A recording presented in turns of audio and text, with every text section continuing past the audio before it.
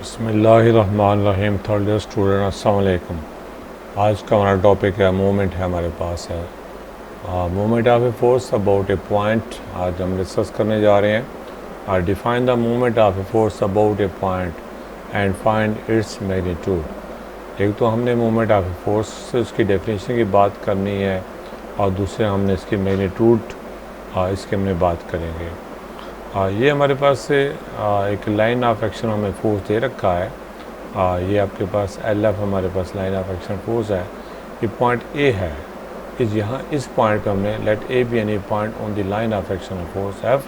हमने यहाँ पर पॉइंट जो है ना, इस पॉइंट पर हमने फोर्स अप्लाई कर रहे हैं और इस पॉइंट से ओरिजिन से जो आपके पास पोजीशन वेक्टर्स है उसको हमने R का नाम दे देते हैं ऑफ द पॉइंट A हमारे पास with respect to the point O। the movement of a force about the point O denoted by, हम जानते हैं मूवमेंट ऑफ फोर्स को हम कैपिटल M से डिनोट करते हैं और ये उसकी डेफिनेशन होती है R क्रॉस F कहते हैं। अब हम इसकी मैग्नीट्यूड की बात करने लगे हैं। लेट थीटा हमारे पास हमने एंगल थीटा ले लेते हैं किस किस के दरमियान में, यानी F और R के दरमियान में एंगल हम थीटा ले लेते हैं। अपोजिट एंगल बराबर होते हैं। अगर ये एंगल थीटा है हमने R और F के दरमियान में एंगल थीटा ले लिया।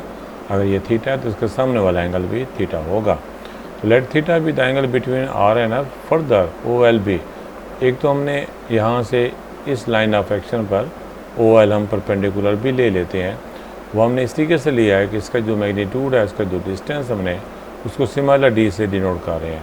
नाउ टेकिंग द मैग्नीट्यूड, अगर हम इसकी मैग्नीट्यूड ले लेते हैं, जानते हो तो R क्रॉस F हमारे पास जो क्रॉस प्रोडक्ट का जो फार्मूला होता है वो होता है RF साइन थीटा होता है, ये हम जानते हैं।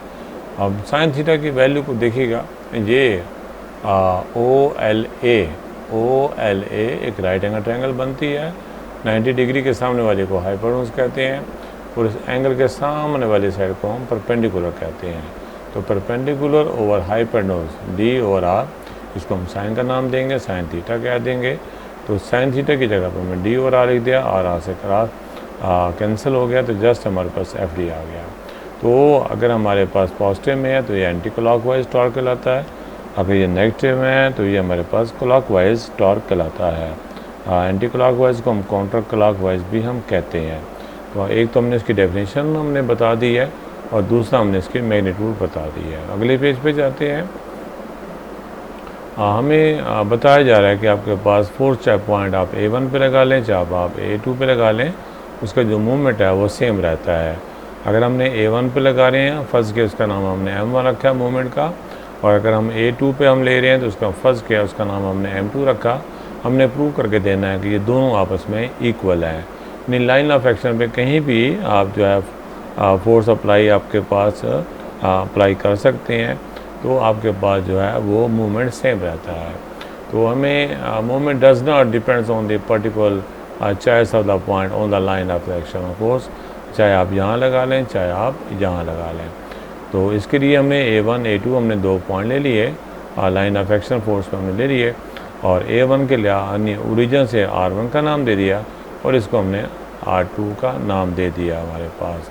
द मूवमेंट M1 और M2 की बात करते हैं, उसकी डेफिनेशन के मुताबिक M1 इसका नाम रखते हैं तो R1 क्रॉस F आ जाएगा और M2 हमारे पास आ जाएगा R2 क्रॉस F आ जाएगा। अब हम R1 को हेड टू टेल रूल के मुताबिक लिख सकते हैं, आपके पास क्या R2 प्लस A2 A1, क्या कहा R2 प्लस A2 A1 हम लिख सकते हैं। तो हमने लिख दिया। अब इस R1 ये जो वैल्यू आई है हम यहाँ पे पुट करा देते हैं इसकी जगह पे। इसकी जगह पुट कराने से हम ऐसा करते हैं, F को इससे भी क्रॉस प्रोडक्ट ले लेते हैं और इसका हम इससे भी क्रॉस प्रोडक्ट ले लेते हैं। अगर फोर्स और आपके पास डिस्टेंस अगर आपके पास एंगल ज़ीरो हो तो वो हमेशा ज़ीरो हुआ करता है, क्योंकि आपके पास A2 A1 इसका एंगल और F का एंगल दोनों का सेम एंगल है, तो लिहाजा हमारे पास इनका एंगल समझो ये ज़ीरो होगा। इसलिए आपके पास ये इसका जो क्रॉस प्रोडक्ट है वो ज़ीरो आएगा।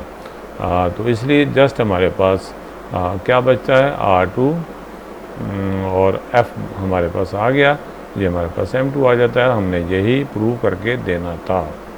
नेक्स्ट क्वेश्चन हमारे पास नेक्स्ट बात करने लगे हैं the greatest resultant that two forces. अब हम एक्सरसाइज की पे हम जा रहे हैं। एक्सरसाइज का क्वेश्चन नंबर 2 हमारे पास है। The greatest resultant that two forces can have is a magnitude p and the least force is q. Show that when they act at angle alpha the resultant is a magnitude। इसको हमने prove करके देना है, उसका resultant इसके equal है। हमें सवाल की समझ आएगी। ज़रा पहले इसको देखिएगा। दो फोर्सेस एक्ट कर रही हैं हमारे पास, एंगल अल्फा उनके दरमियान में है, तो उनका रिजल्टेंट हमने याद होगा पहला लेक्चर वो हमने प्रूव किया था। अगर मैक्सिमम उसके रिजल्टेंट को p से डिनोट कर लें और मिनिमम को उसके रिजल्टेंट को q से डिनोट कर लें, हमें यहाँ दे रखा है कि उसके हम मैक्सिमम रिजल्टेंट को p से और उसके लीस्ट मैग्नीट्यूड को अगर हम q से डिनोट कर लेते हैं तो show that when they act at angle alpha the resultant is a magnitude, उसकी मैग्नीट्यूड इसके फिर बराबर होगी।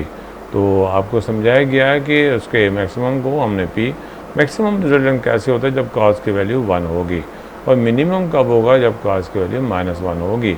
तो इसलिए मैक्सिमम के लिए हमने cos अल्फ़ा की वैल्यू को 1 पुट कराया।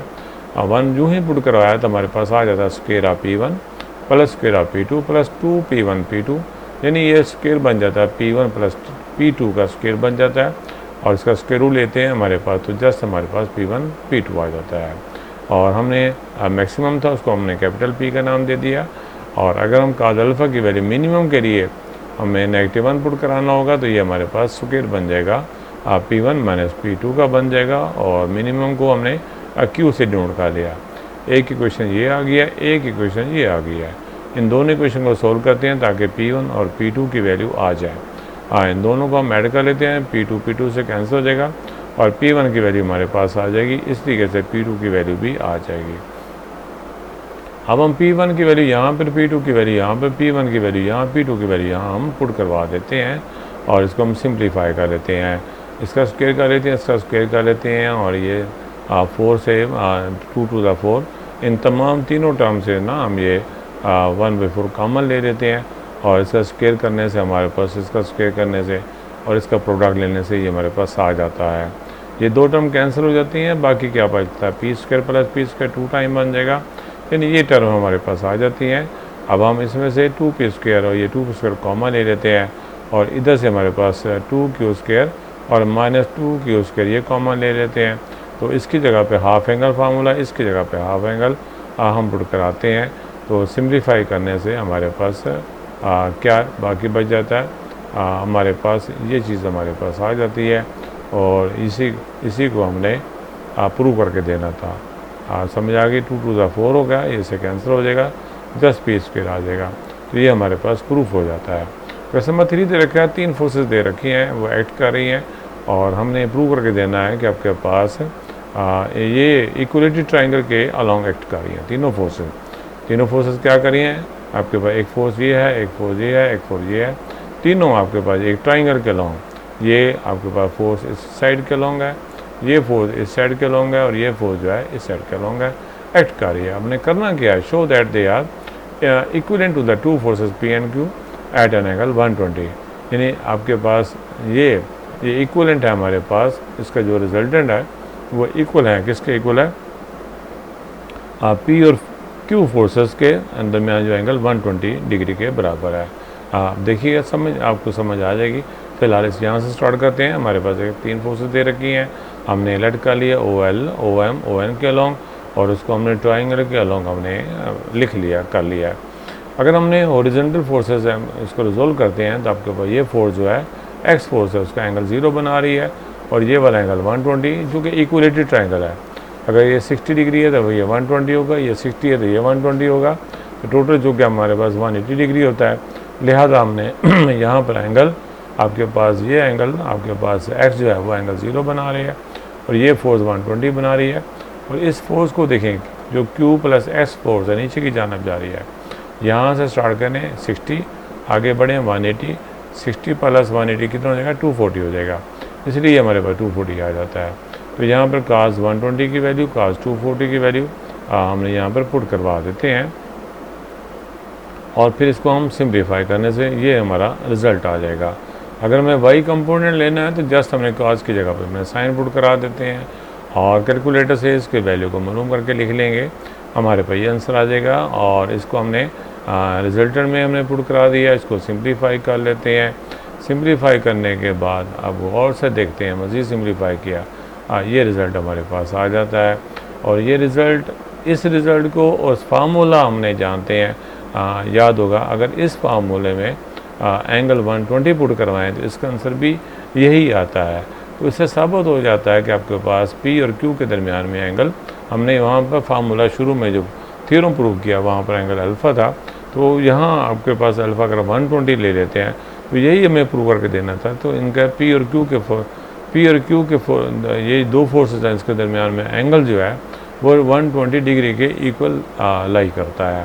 तो आप समझिएगा, ये हमने रिजल्ट मालूम कर लिया। अगर हम अपने फार्मूले में 120 डिग्री पुट करा देते हैं, ये हमारे पास फार्मूला था, इसको हल करने से यही आंसर आ जाता है और ये साबित हो जाता है, ये जो रिज़ल्ट निकाला हमने, रिजल्टेंट निकाला है, ये इक्वल आ जाता है और इससे साबित हो जाता है कि P और Q के दरमियान में एंगल जो है वो 120 डिग्री एक्ट कर रहा है। आज इतना ही काफ़ी है, आप इसे देखिएगा। आज हमने क्वेश्चन नंबर 2 और 3 की बात की है। इंशाल्लाह नेक्स्ट हम आगे बात करेंगे। Thanks so much. अस्सलाम वालेकुम।